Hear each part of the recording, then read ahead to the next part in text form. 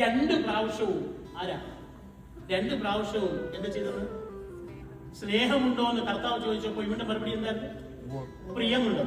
അല്ലെ? ആ ഭാഗം ഒന്ന് വായിച്ചു നോക്കണം. നീ ഇവയേക്കാൾ അധികമായി സ്നേഹിക്കുന്നുണ്ടോ? ഉവ്വ് കർത്താവേ, എനിക്ക് നിന്നോട് പ്രിയമുണ്ട്. നീ എന്നെ സ്നേഹിക്കുന്നോ? ഉവ്വ് കർത്താവേ, എനിക്ക് നിന്നോട് പ്രിയമുണ്ട്. കർത്താവ് നീ തിരിച്ചു ചോദിക്കുകയാണ്, എന്താ സ്നേഹം ചോദിച്ചിട്ട് നീ പ്രിയമുണ്ടെന്ന് പറയുന്നത്? ഞാൻ അങ്ങനെയെങ്കിൽ എന്ത് ചോദിക്കട്ടെ? പ്രിയമുണ്ടോ എന്ന് ചോദിക്കട്ടെ. 2 വാക്കുകളാണ് ഗ്രീക്കിൽ ഉപയോഗിക്കുന്നത്. നിങ്ങൾക്ക് എല്ലാവർക്കും അറിയാവുന്നതാണ്. ഞാൻ പറഞ്ഞെങ്കിൽ അച്ഛൻ ഇത് അറിയത്തില്ലെന്ന് പറയുള്ളൂ. അതാണ് പ്രശ്നം.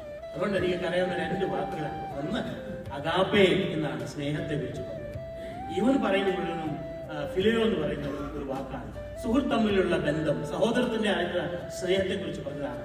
കർത്താവ് ഉദ്ദേശിക്കുന്നത് ആത്മീയമായ, ദൈവത്തിൻ്റെതായ, അതിരുകളില്ലാത്ത, ഒന്നും അപേക്ഷിക്കാത്ത സ്നേഹത്തെ കുറിച്ച് പറയുന്ന സമയത്താണ് കർത്താവ് വീണ്ടും 3ാമത്തെ പ്രാവശ്യം അവനോട് ചോദിക്കുന്നു, ദൈവം, നീ എന്റെ മുമ്പിൽ ഇരിക്കുമ്പോൾ നിനക്ക് സഹോദര സ്നേഹമെങ്കിലും നിനക്ക് എന്നോട് പ്രിയമുണ്ടോ? അവൻ പറയുകയാണ്, ഇത് കണ്ടിട്ട് പറയുന്നു, ദൈവമേ, നീ സകലവും. എന്തൊരു വിശ്വാസ പ്രഖ്യാപനമാണ്! ഉവ്വ് കർത്താവേ, നിനക്ക് അറിയാമെന്ന് പറഞ്ഞതിനേക്കാളും 3ാമത്തെ പ്രാവശ്യം പറഞ്ഞപ്പോൾ ഹൃദയത്തിൽ തട്ടി പറഞ്ഞെന്നാ എന്റെ വിചാരം, കണ്ണുനീരോട് പറഞ്ഞെന്ന വിചാരം, അവനെ തിരിഞ്ഞോക്കി പറഞ്ഞെന്നാ എന്റെ വിചാരം. അവൻ പറയുകയാണ്, ഉവ്വ് കർത്താവേ,